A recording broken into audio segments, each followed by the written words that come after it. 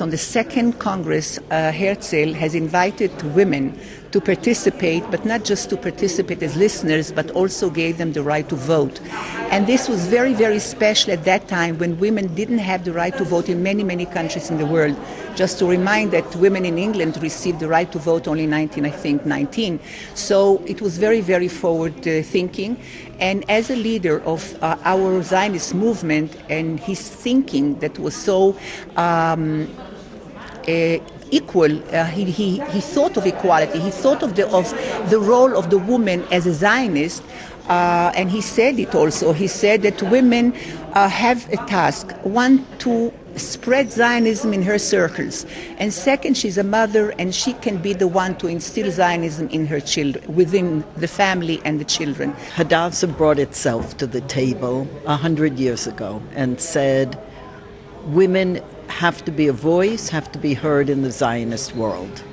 And we've carried on with that focus and that theme for 100 years now. What we're seeing, and here I'm speaking primarily about the situation for American Jewish women, is that the importance of a women's organization is clear, that Hadassah's beauty and attraction is the connection with the State of Israel, but then unfortunately the word Zionism has taken on a new meaning, and it's viewed as an old-fashioned word, as a word with controversy because of the years where Zionism was equated with racism, and that it is actually a challenge for us now. And one of the roles that I see for Hadassah as a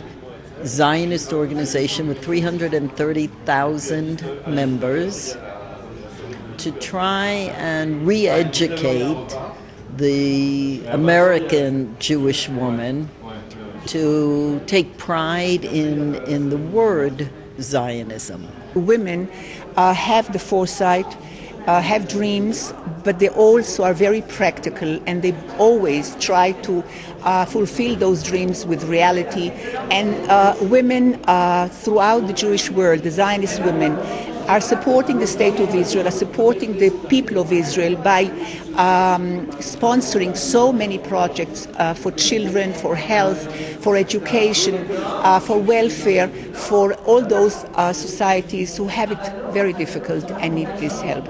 When there is a meeting like this that says we need to focus on women truthfully, to some extent, I'm concerned, because it says it isn't a given that we are an integral part, that you still have to kind of single us out and focus on our role.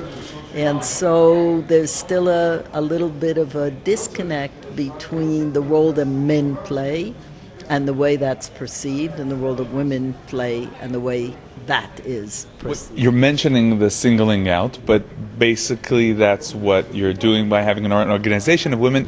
How do you deal with the balancing between everyone is equal, but on the other hand saying women have a unique role in the world that God created? Good question.